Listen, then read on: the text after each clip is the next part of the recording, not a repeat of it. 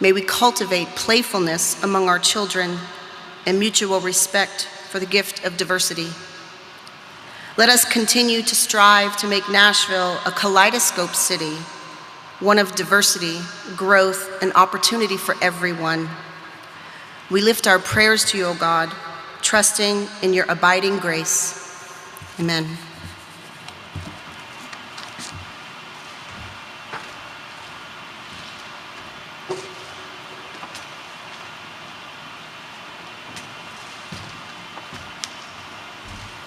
Thank you, Reverend Bennett. Good morning, everyone. My name is Matthew Portell, and I am the extremely proud principal of Fall Hamilton Elementary School, a Leader in Me Lighthouse School. I have the honor of ushering in the special State of Metro tradition, a recital by Nashville's Youth Poet Laureate. Nashville's 2021 Youth Poet Laureate is Marie Shields. She's a junior at Overton High School who loves science and creative writing. And don't tell anyone. I mean, really don't. But Marie tells me that she's also secretly Spider-Man. You heard that right. Please help me welcome the talented poet and not-so-secret superhero, Marie Shields.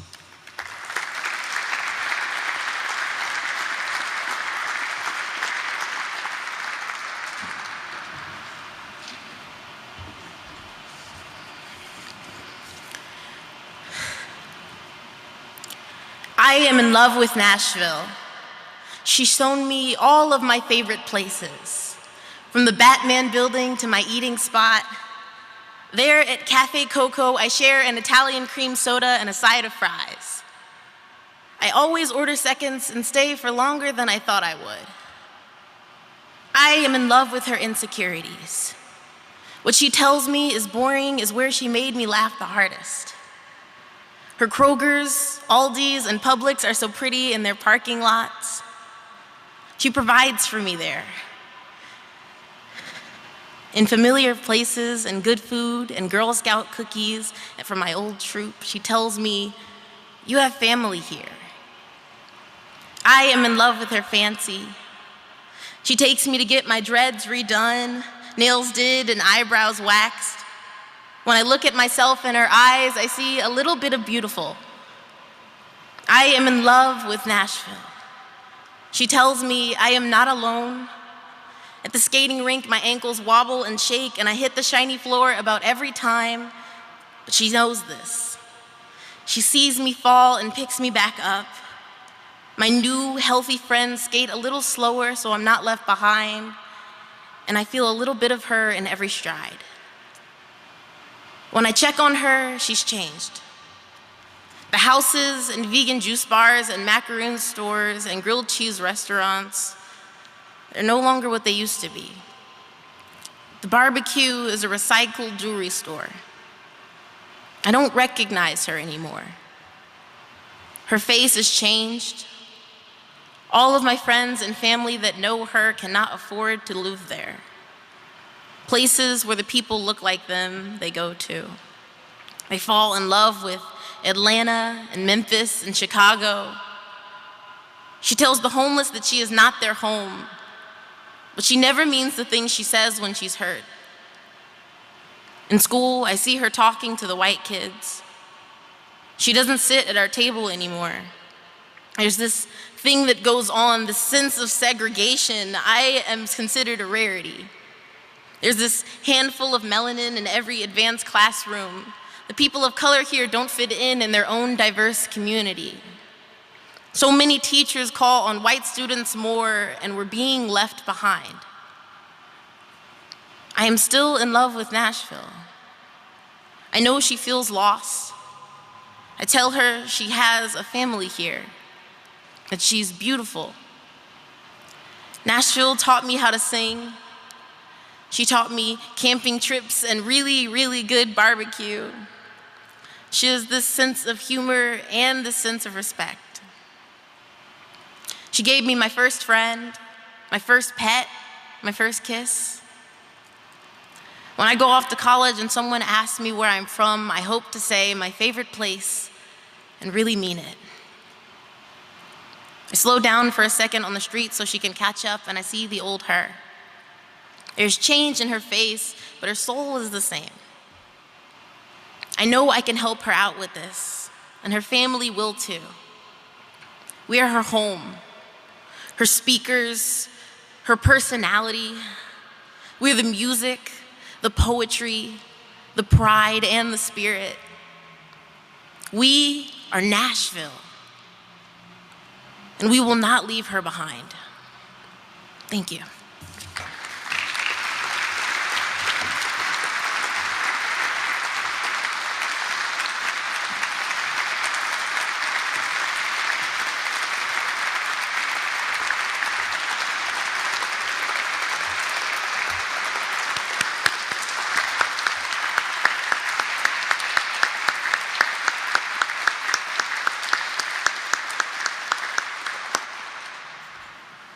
Marie, that was absolutely incredible.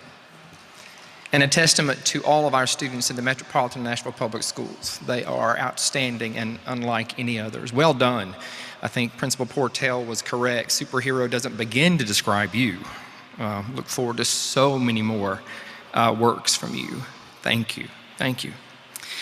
And yes, a recital like that would be a hard act to follow, trust me. But not for the musical guests that are here with us this morning. Given their worldwide renown and their recent Grammy, congratulations, they really require no introduction, and they always bring me to my feet when I hear them perform live or recorded for that matter. Ladies and gentlemen, I'm pleased to introduce to you the Fisk Jubilee Singers.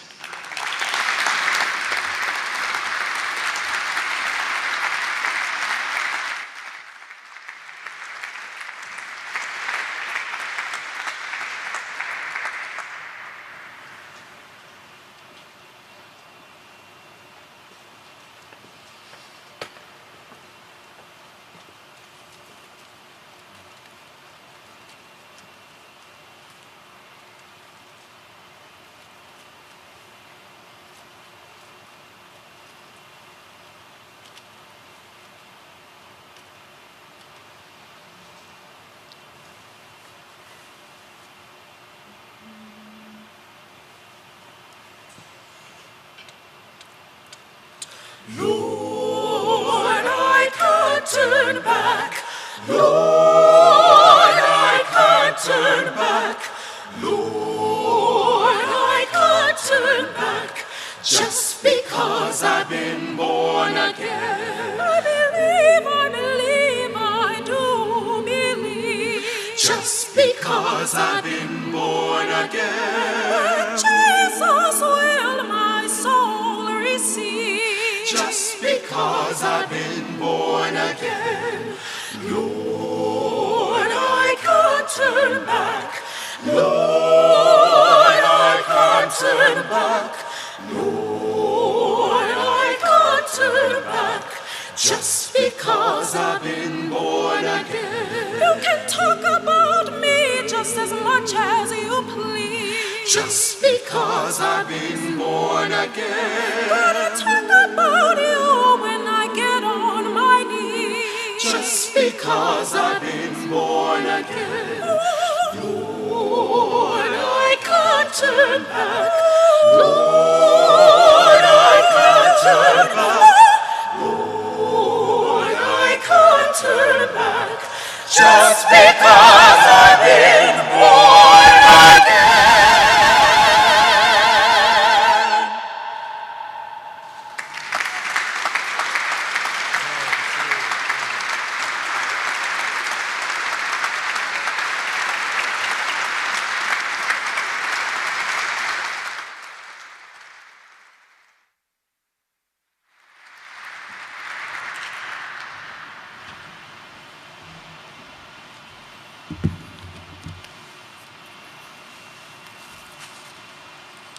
Can't get this hat off, or this mask.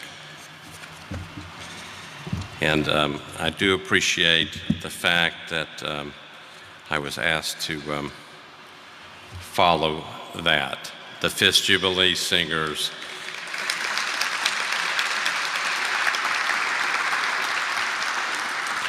And I think we actually do need to congratulate them on their recent Grammy Award.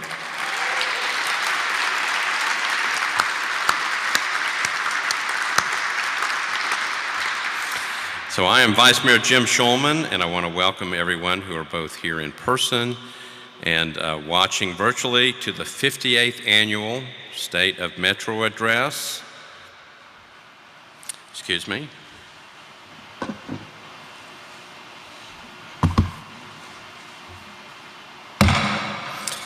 There. I hereby call this meeting of the Metropolitan Council to order. I'll put this right up here for a minute.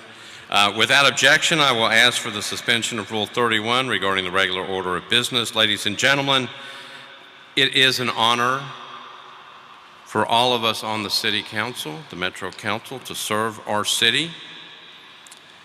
It has been quite a year for Nashville and Davidson County. The pressure and the strain could be felt by everyone and everywhere. The past year called for tough decisions in a time where, even with a deadly pandemic around us, the country stood divided. No decision was easy. No decision was easy because no one quite knew where all of this was headed. As we cautiously came, or as we cautiously come out of this pandemic, the question remains about what direction we now take moving forward. What did we learn? What is important? What are our priorities? Do we continue to fight and work at odds? Or do we pledge to retool and come together for the betterment of the people who elected us? It's up to us. In September of this year, we will observe the 20th anniversary of 9/11. What came immediately following that day, at least for a while, was a country and a people that realized what really was important to us. We have been going through a pandemic,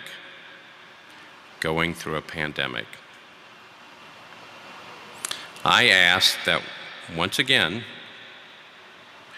we go back, we think, we remember what truly is important, and that we pledge to work together. Our mayor could have had no idea what awaited him over the last year and a quarter. No way. But tough times require people to step up and make decisions, even when they are not popular. And John Cooper did. As he will most likely tell you, we have challenges before us. But as I will tell you, we can be so much more successful when we understand that we are all in this thing together.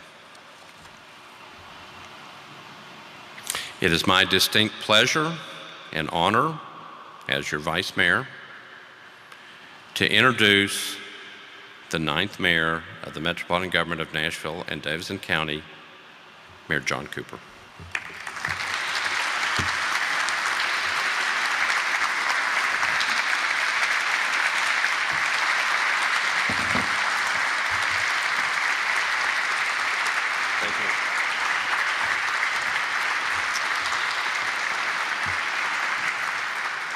Well, thank you all for being here. Just take a moment.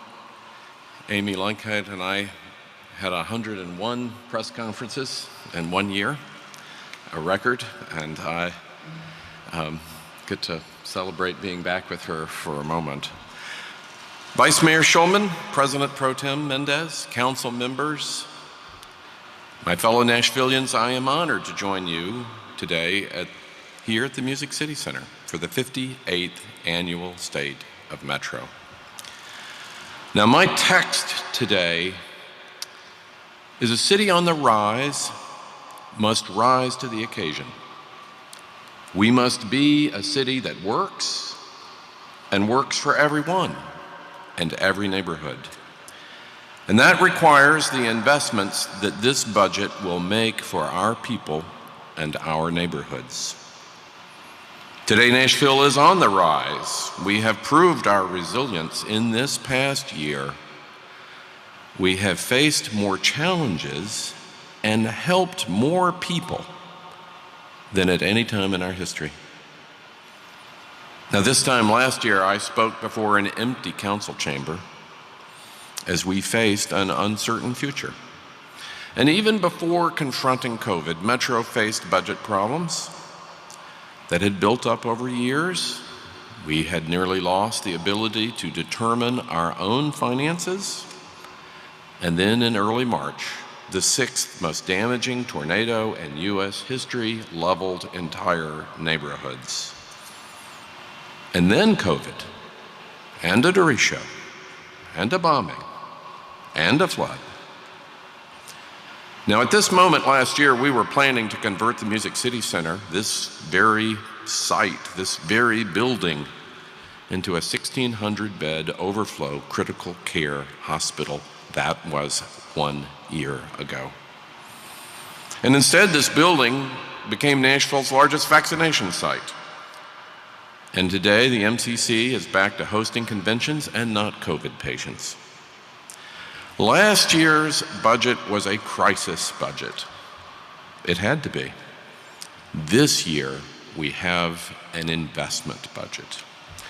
Today, we are poised to make historic commitments towards education, transportation, affordable housing, community safety, and our Metro workforce.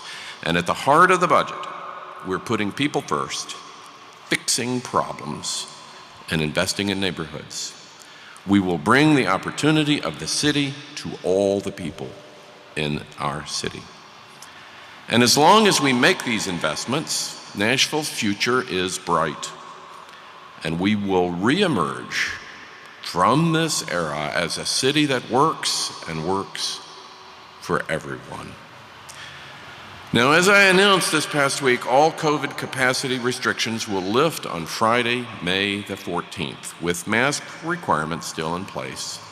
This change will take place 6 weeks after the vaccine became widely available to all adults. Now, I am grateful to our COVID-19 task force, especially Dr. Alex Shahanger and Dr. James Hildreth, for their steady leadership. And I want to thank every Metro department, but particularly our public health department, which has never been tested as much as this before. Any public health department has never been tested this much before. And as the science predicted, Nashville's case fatality rate was half that of Tennessee counties without mask requirements. Now, this morning we remember the 903 Nashvillians we've lost to COVID, and may their memories be a blessing.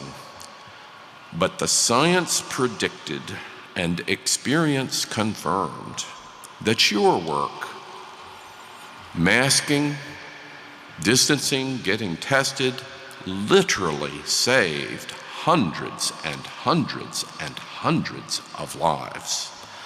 That is a great achievement in a year of disaster. Now, as of this morning, over 40% of Nashvillians have been vaccinated. And 1 month ago, we held a 10,000-person mass vaccination event at Nissan Stadium, and on the very same day, Lee Chapel AME hosted one of 110 community vaccination events held in minority and low-income neighborhoods. 2 of these vaccine events are happening today at Greater St. John Missionary Baptist and the Salahadin Center. And using available data, we know that the vaccination rate among Black Nashvillians has more than doubled since January, and for our Hispanic community, the rate has increased by 2.5 times. And I want to thank Deputy Mayor Brenda Haywood and State Representative Harold Love and Dr. Joanna Shaw-Kakai for all they have done to encourage vaccinations through our Communities of Color campaign. No work in our city has been more important. This vaccine is life-saving and economy-saving, and we need everyone to go get their shot. And please make sure your family, friends, and coworkers do the same. Now, the COVID crisis led to a sharp and sudden recession. And as a city that thrives on large in-person events, Nashville was especially hard hit. And in responding, I'm grateful to diverse leaders, including Council members Gamble, Johnston, and Sepulveda for their work in the COVID-19 Financial Oversight Committee and our Hospitality Advisory Committee. They helped us respond to the needs of all Nashvillians, from working families to small business owners. And last year, Metro received and spent $121 million in Federal CARES Act relief.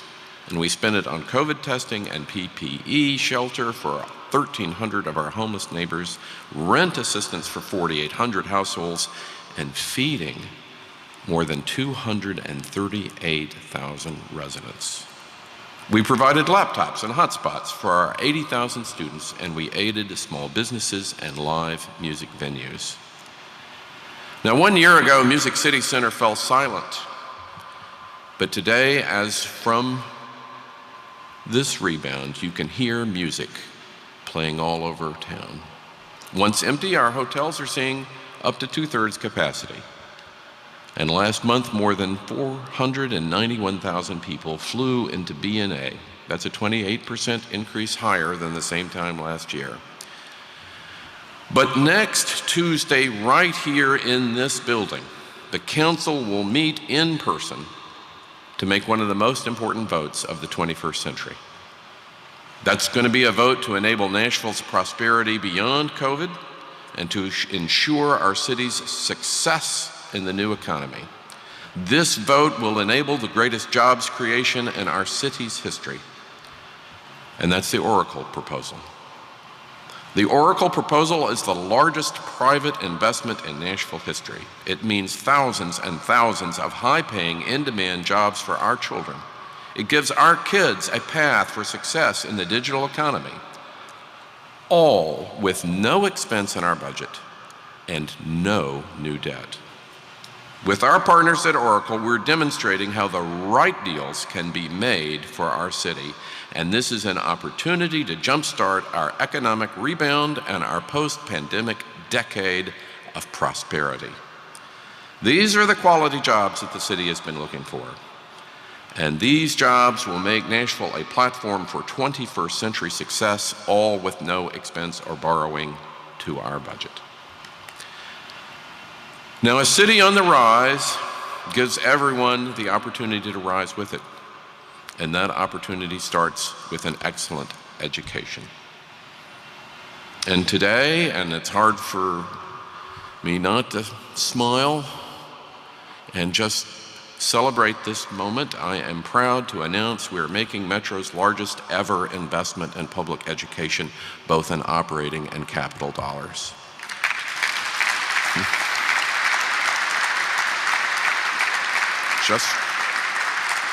My proposed budget includes an additional $81 million for Metro schools. For the first time in a generation, we are fully funding the school board's budget request. And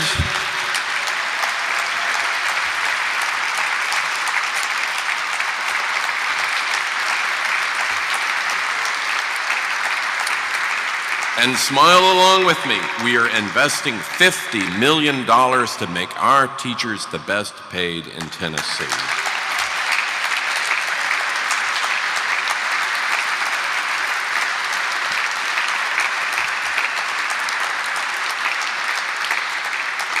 Under our proposal, the average Metro teacher will see a salary jump of $6,924. A new salary structure that will eliminate compensation plateaus, and it will allow us to recruit and retain the very best teachers for our city. Dr. Adrian Battle and I are working to develop a digital future initiative so that all students can compete in the modern workplace. In the coming weeks, we'll provide more details about this plan. But with the commitment to our teachers and schools made today, and with the transformational federal funding on the way, our school system is entering a golden age. And after a trying year for our students, this budget invests $2.5 million in social emotional learning on top of federal dollars for SEL. Because we owe it to every child to make the investment in their future that unlocks their potential. Now, our greater investment in public education is made more necessary by the chronic underfunding by the state for our city schools. Now, over a third of Metro students are low income and 17% are English language learners, and research shows these students need more funding, not less. And yet we receive a third less than the average funding that the state gives to other school districts. Because the state underfunds kids in cities with its BEP formula, Nashville has to make up for, in our budget, for the state's shortfall, and we do, because we simply cannot fail in our support of schools. And we will continue to fight vigorously for the future of public education and fair funding for Nashville.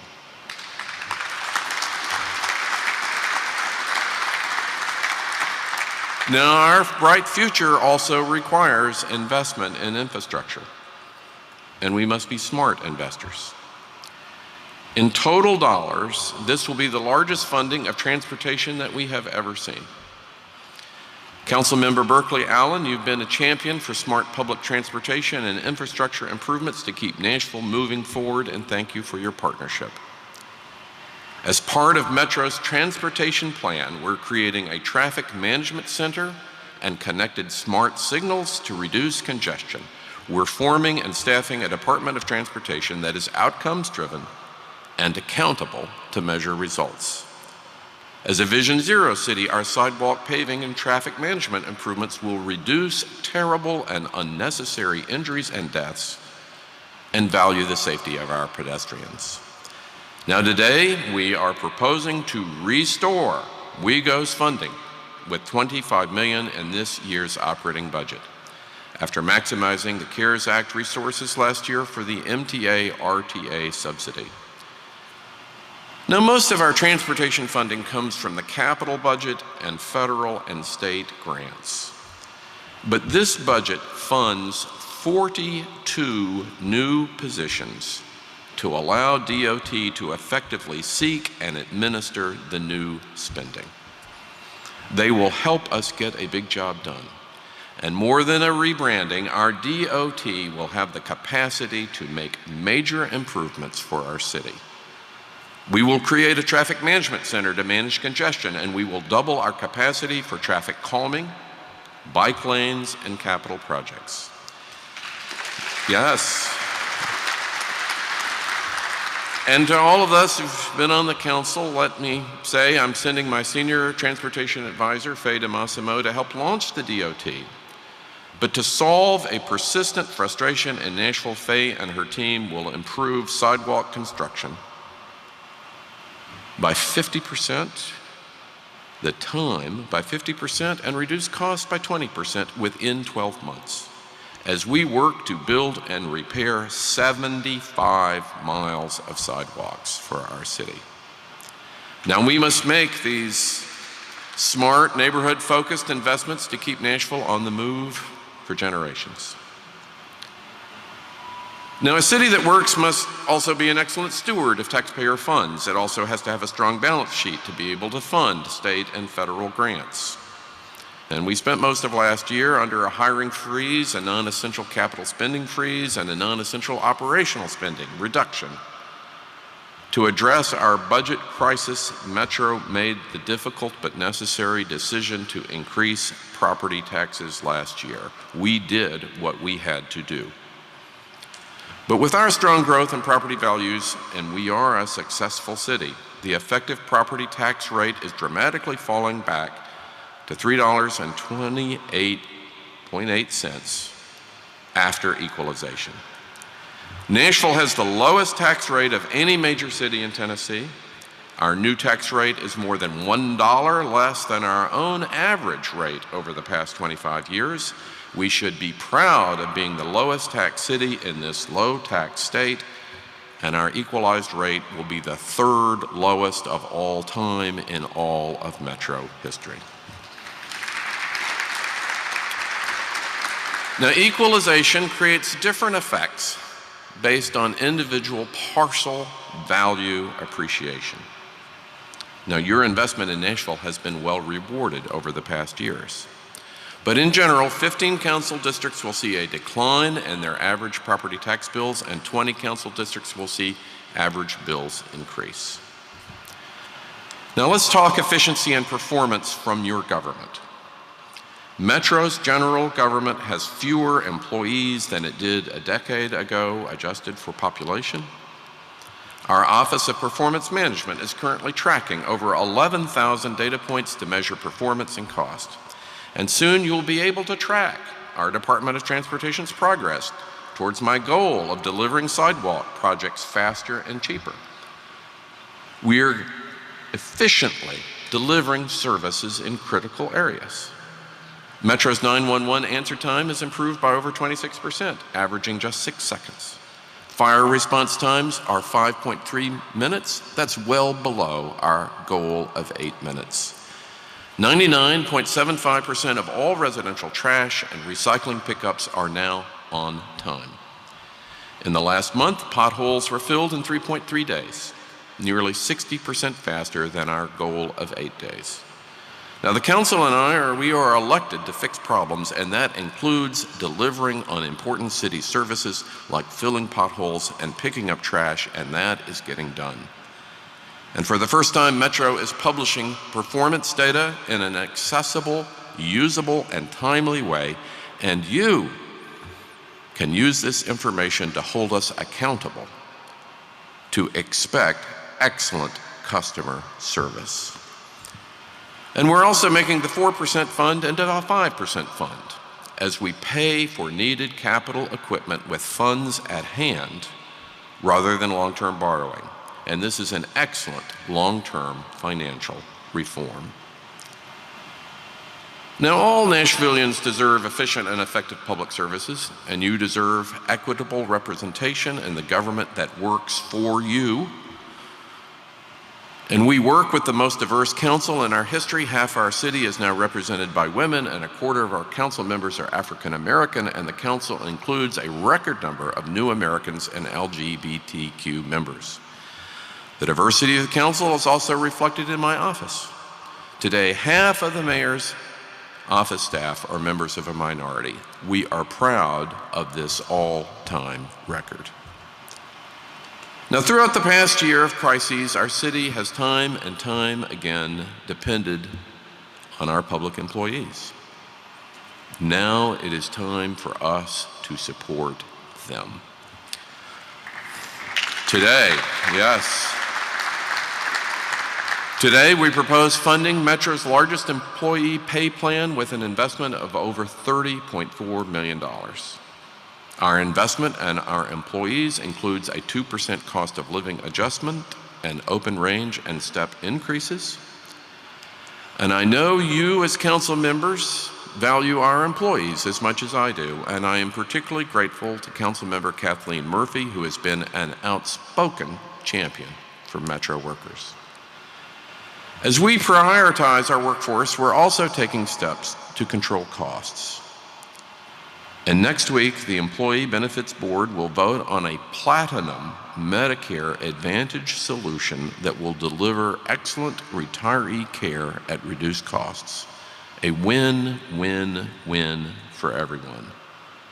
This common sense plan will protect our pensioners while cutting Metro's OPEB liability by an estimated $1.1 billion.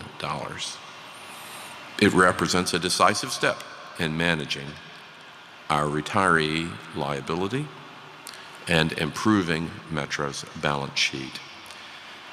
And in an effort to make our finances more just, we've collaborated with Criminal Court Clerk Howard Gentry and Sheriff Hall. As recommended in the 37208 report, I'm pleased to announce that we will be reducing our reliance on fines and fees by half.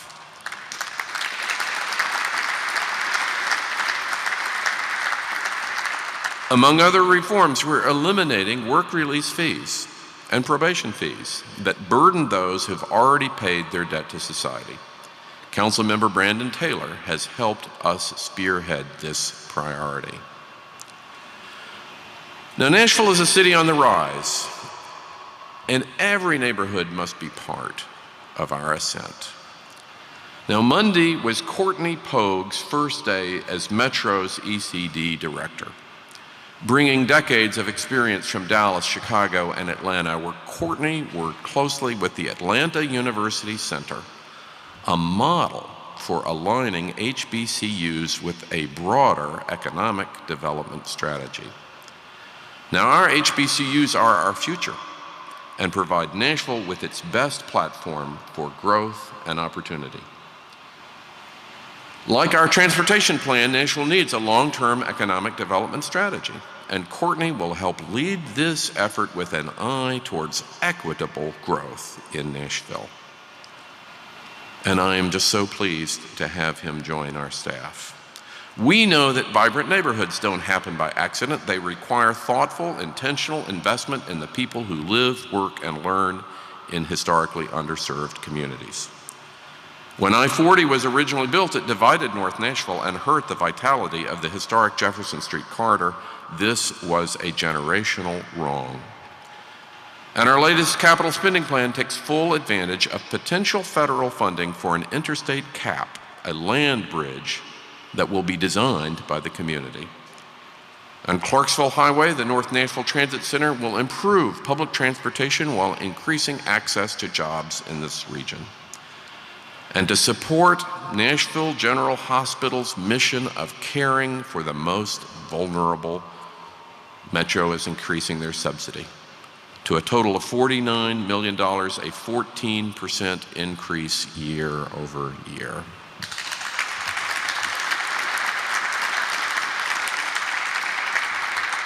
And in North Nashville and Bordeaux, we're launching a first of its kind $2 million participatory budgeting process. Funds will be allocated for neighborhood infrastructure improvements in North Nashville by the community. Now, this innovative approach to neighborhood infrastructure will give every North Nashville resident a direct say in how their community grows. Now, these initiatives are not a cure-all for these neighborhoods.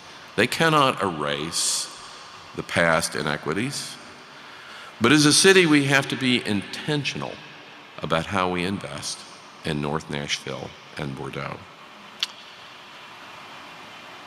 Now, this morning, I am honored to welcome a few of the heroic first responders from the 2nd Avenue bombing. From the Metro Police Department, Officers Llewellyn, Hosey, Sipos, Topping, and Wells, and Sergeant Miller.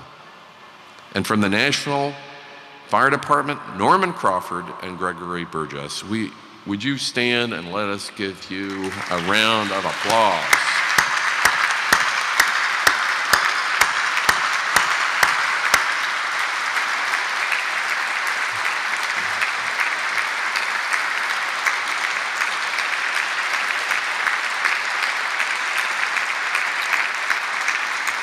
We are grateful to you and all of your colleagues for your courageous service, especially over the past year.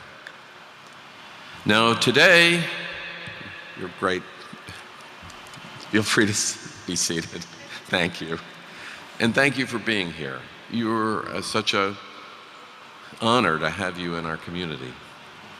Now, today we're proposing a 49% increase in the Office of Emergency Management's operating budget. That's what happens after a year of emergencies. And the Nashville Fire Department will receive an additional $9.3 million to hire 40 new firefighters and 20 new EMTs.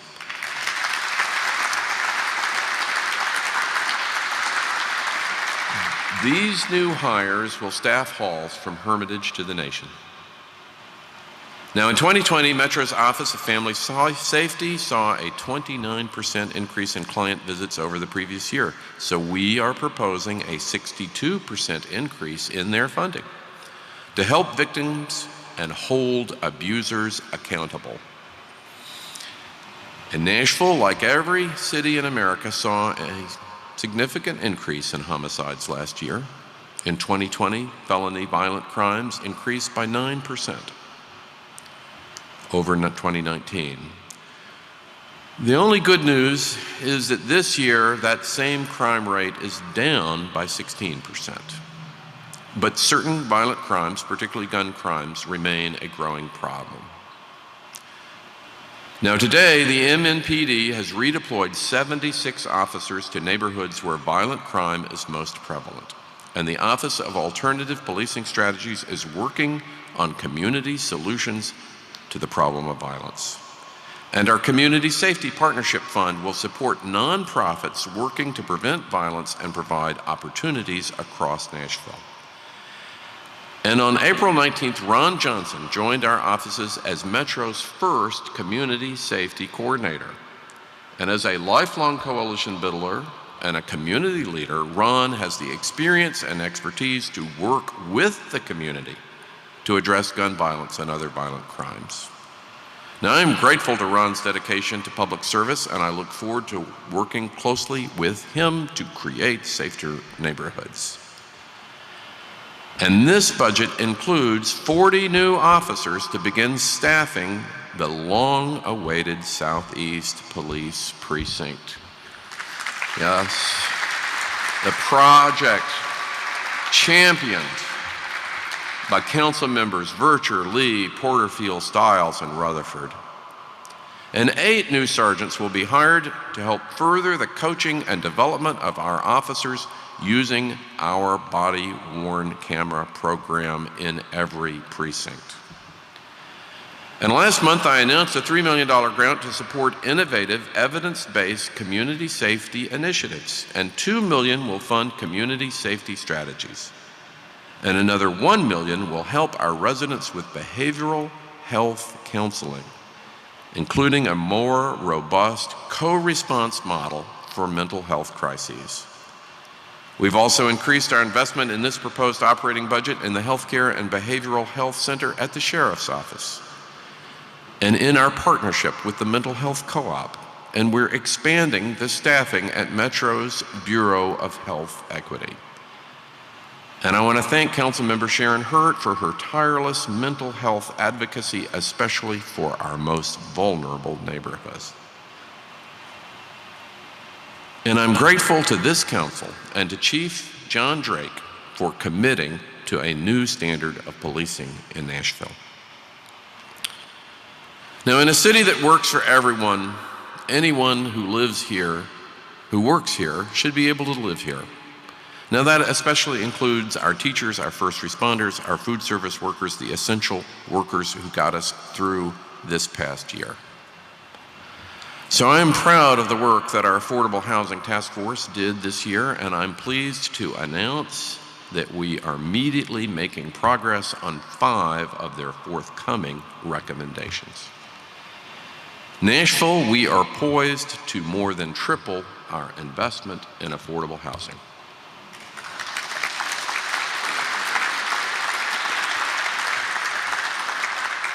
All told, this budget and our pending American Rescue Plan funds will bring Metro's investment in affordable housing to $37.5 million, and here is how we're doing it. This budget increases the Barnes Fund from $10 million to $12.5 million.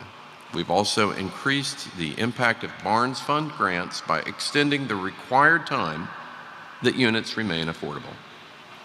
Now, I'll be bringing the council a recommendation for another $10 million to the Barnes Fund using ARP funds. And I'm also recommending $10 million in federal funds to go to creating a Catalyst Housing Fund. The Catalyst Fund, a recommendation of our Housing Task Force, will allow for quick action to preserve affordable units.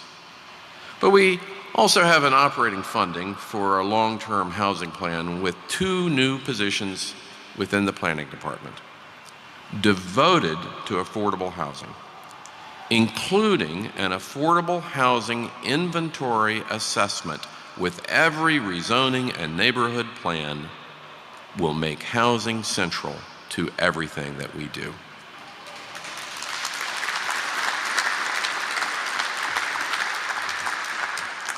And legislation for a new $3 million payment in lieu of taxes program for affordable housing, also recommended by the task force, will go to the council in the coming months. When builders create affordable housing, we will adjust their tax bills through an innovative pilot available all over the city. And our capital spending plan includes $2 million for infrastructure participation agreements for affordable housing. Tax abatements and participation agreements have long been used for economic development. We are now directing those tools to help create affordable housing. And consistent with another recommendation of the Affordable Housing Task Force, I'm announcing an RFP plan for 3 acres of Metro-owned land on 24th Avenue North, and I will be working with Councilmember Toombs to incorporate community feedback into the RFP for this project. Now, long-term property tax revenue from the Oracle project will provide an additional long-term sustainable source of funding for our affordable housing efforts. And I want to thank Councilmember Suara for her work in helping make this happen. This is a big year for affordable housing in Nashville. We're greatly increasing funding, implementing new tools, and expanding our capacity as a city.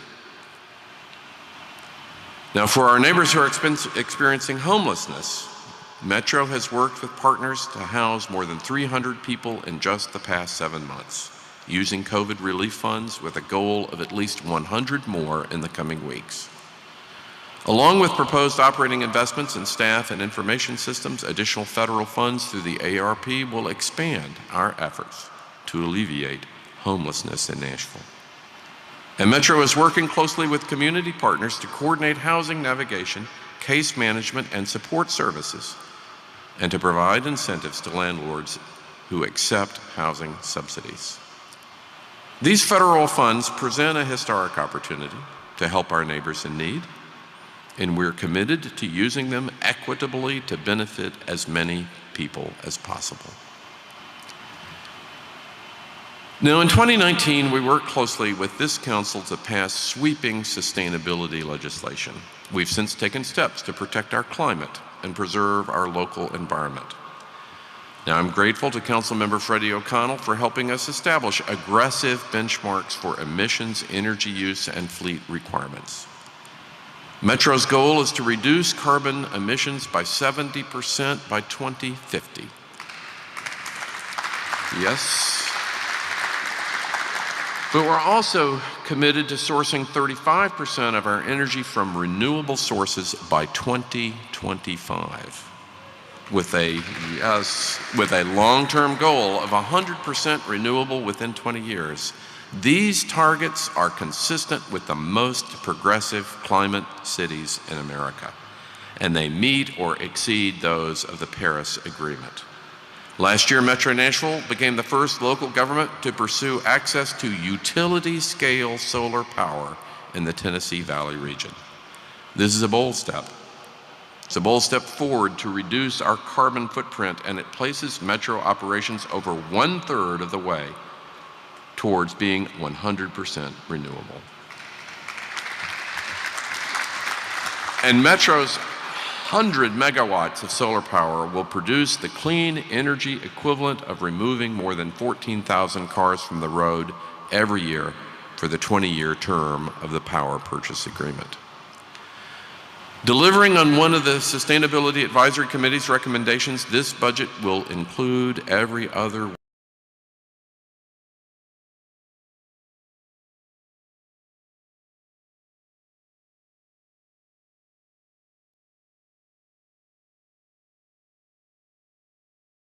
to divert waste from our landfills. And Metro's energy savings program has also created a revolving fund to support energy-efficient retrofits in Metro general government facilities.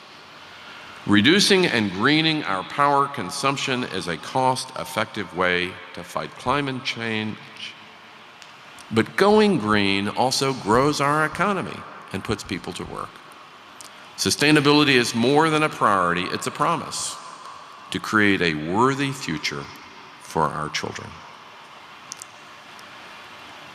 Now, last year's State of Metro, my message was a statement of principles as much as it was a review of budget priorities. In a time of unrelenting crisis, we stood firm on our priorities: a sound budget, good schools, strong neighborhoods, and the long-term success of our economy. Our discipline and determination have paid off, and Nashville can now focus on becoming a city that works for everyone. And a thriving community doesn't come about easily, and it doesn't happen by accident. It requires conviction, intention, and collaboration. The conviction that we can always do better for ourselves and our children. The intention to make equitable and responsible investments in our neighborhoods.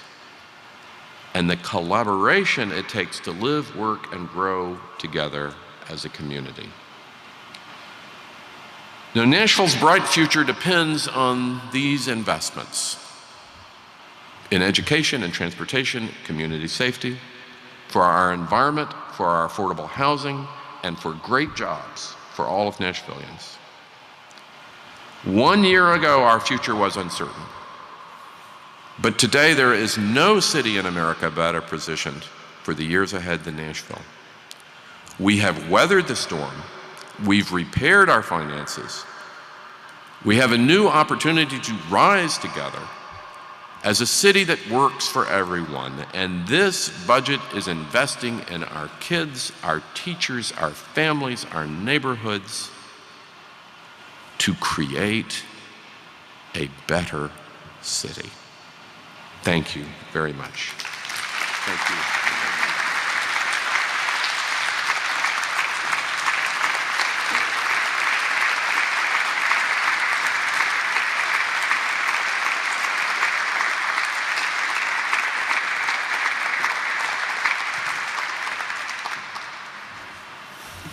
Wow.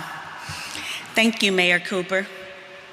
On behalf of Dr. Battle and the Metro Nashville Public Schools, I want to say thank you. Thank you for recognizing and affirming the role that Nashville teachers play in our city. And even more importantly, thank you for believing in our students, believing in our families, believing in our leadership. Now, at this time, I would like to welcome to the stage Metro Council Member and Speaker Pro Tem, Bob Mendez. Thank you very much, and thank you, Mr. Mayor, for your State of Metro address. Really appreciate it. Without objection, that'll be the end of the council meeting. And let me introduce, for the benediction, Rabbi Shanna Meckler. Thank you.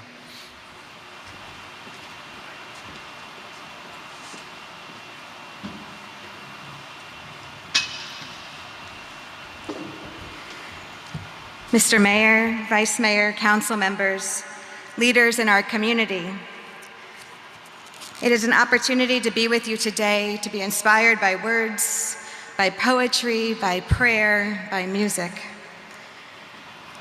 We pray, source of all life, we ask your blessing on our gathering and on our city. As we will prepare to leave this place, we particularly ask your blessing upon our teachers, who care for our children and who have gone above and beyond. We ask your blessing on parents and children who persevere through all of our struggles, on the lonely and alone who have endured this isolation, on the broken and the brokenhearted. We give thanks for those who have worked tirelessly to shepherd us through and who have given us hope. Our civic leaders and our community advocates, our medical and healthcare workers, our scientists and innovators, our essential workers and first responders who have kept our city going and who are leading us to the light at the end of this dark tunnel. Give them continued strength and endurance, and may they and their families be blessed and kept safe. Source of all being, we have learned much over these trying times, lessons we might rather not have had to endure. Tornado and terror, and of course, this pandemic. Let us heed the lessons we've learned. Among other things, what this pandemic has taught us is that beyond the virus, we are faced with contagions that continue to plague our city and our nation. Teach us to remove our blinders to the ills, to the division and injustice that exist. Force us, fortify us as we face them head on, because we cannot fix what we refuse to face. And we know, like any deep wound, there is no easy salve, so we must do the work to heal from the inside. May our elected officials help lead us with courage and curiosity and continued compassion. Let us live out what we have learned. Source of strength, even as many of us look forward to return to what was. Let us not sell ourselves short of what is possible. Let us not idealize or romanticize what came before, but reflect with honesty and openness, repair where we have been broken, and recalibrate to right what is wrong.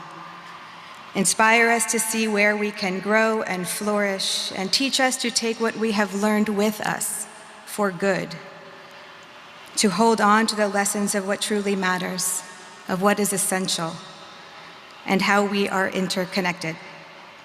Help us to lead and work and grow and live with intention and with purpose. Many of us have sacrificed to live this past year out of an abundance of caution. Let us now live out of an abundance of compassion, out of an abundance of love, and out of an abundance of care and responsibility to one another, so that when we face uncertainties or adversities or challenges all around us, we can collectively change the place where we find ourselves, by our actions and by our aspirations, by our voices and our choices, from our grassroots to our classrooms, from our boardrooms to our courtrooms.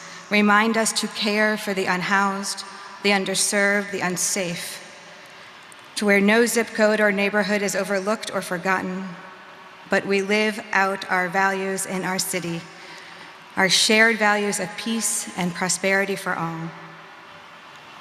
And source of love, remind us that the command to love our neighbor is more than a geographical distinction, but a collective moral obligation. Though we are of many backgrounds and faiths, let us all work to create this city where we have faith in one another, stand with each other, give voice to our vulnerability, and willing hearts to work together with our leaders toward justice, toward equity. Teach us understanding that we might be reminded of the uniqueness and value of every community and of every individual. Imbue us, God, respect for every status and station, for every race and every gender and every age and every ability.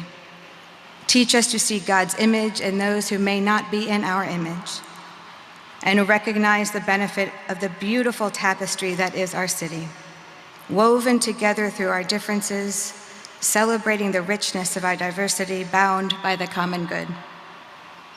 Holy One of blessing, be with our city's elected officials, that they may stand with us. Give them the strength, vision, and courage to demonstrate again and again that the people can count on them. And give us the strength to demonstrate that our leaders can count on us. Out of an abundance of love, out of an abundance of compassion, an abundance of care and responsibility, God, be with all of us and inspire us to be with each other. Amen.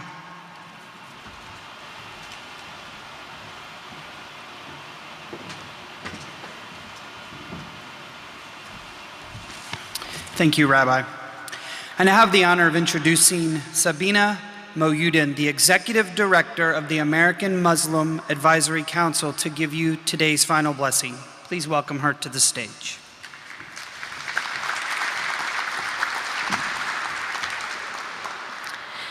Bismillahirrahmanirrahim. Alhamdulillahi Rabbil Alameen. In the name of God, the compassionate, the merciful, praise and thanks belong to God, Lord and cherisher of the worlds. فَإِنَّ مَعَ الْأُسْرِ يُسْرًا إِنَّ مَعَ الْأُسْرِ يُسْرًا. God says in the Quran, so surely with hardship comes ease. So surely with hardship comes ease. These verses tell us that after our hardship, ease will follow. But these verses also tell us that alongside hardships, there are many eases. This is a message of not only hope for a better and brighter future after adversity, but also a reminder to take stock of the many blessings that surround us now. This past year, our community was tested with hardships in ways that we couldn't have imagined. Tornadoes, the pandemic, racial injustice, the bombing, floods, and more. But as these trials attempted to wear us down our spirit, Nashville persevered. We've been blessed with dedicated healthcare workers and first responders, teachers and administrators, essential workers, nonprofit and city leaders. All of them, our fellow Nashvillians, our neighbors, who stepped up to take care of each other in these difficult times. And that's what we must carry forward, that spirit of supporting each other and working together to meet the challenges before us.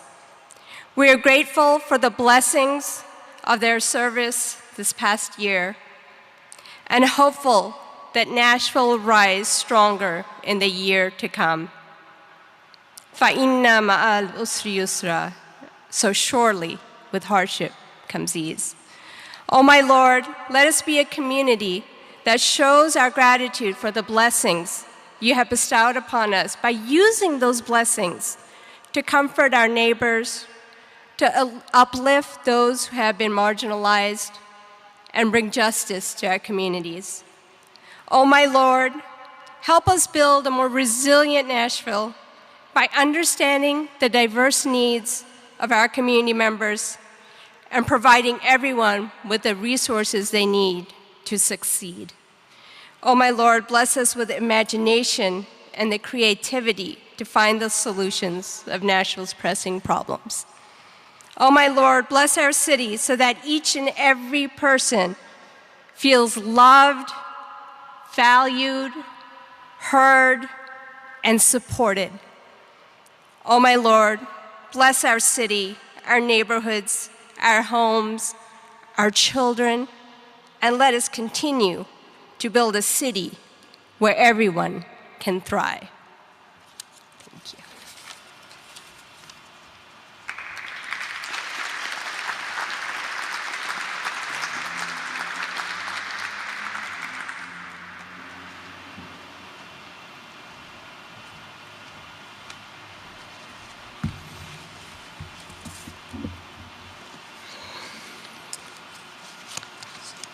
So I have the privilege of thanking everyone for attending today. Again, we very much appreciate everyone coming. We ask people to be safe. If you have not been vaccinated, please do so. As far as we've gotten with the pandemic, we are still at risk. So please be vaccinated. I'd like to thank a couple of different folks for their help today. First of all the principals of the Metro Nashville Public Schools. They did an amazing job. I believe they were all principals of the year, so congratulations. I want to thank Mr. Charles Starks, who is back here. Mr. Starks and the folks who work at the Music City Center It's amazing. Thank you for hosting us. So also thank Metro IT, the Metro Nashville Network. I saw Metro IT yesterday hauling all over equipment over here, so thank you. The network, all the different departments and agencies that were involved, the first responders, the police, fire, OEM, for making all this happen. Thank you all for being here. We have the council staff, some of which are in the back.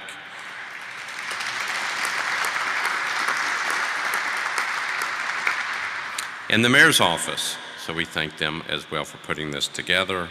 All the participants today, Ms. Shields, superhero, you were amazing. I did notice as a superhero that it appears you have broken a finger or a fractured finger. I didn't think superheroes had that, so we'll need to talk after this meeting, okay? And last but not least, Jennifer Rasmussen Sagan, who is the Senior Staff Assistant to the Mayor. I'm not sure where she is, but she put together this program. Thank you. Thank you for doing this.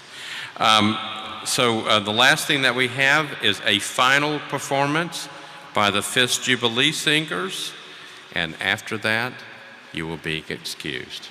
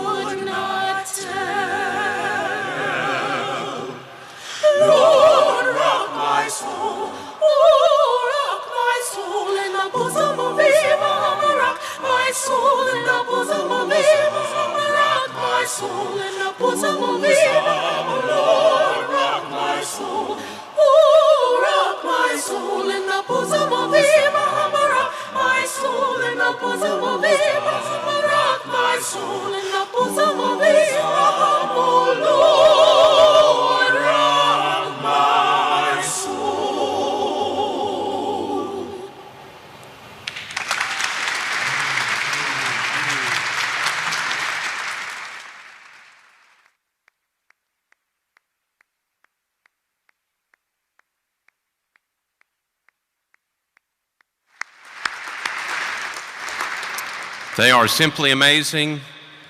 Everyone be safe. Thank you.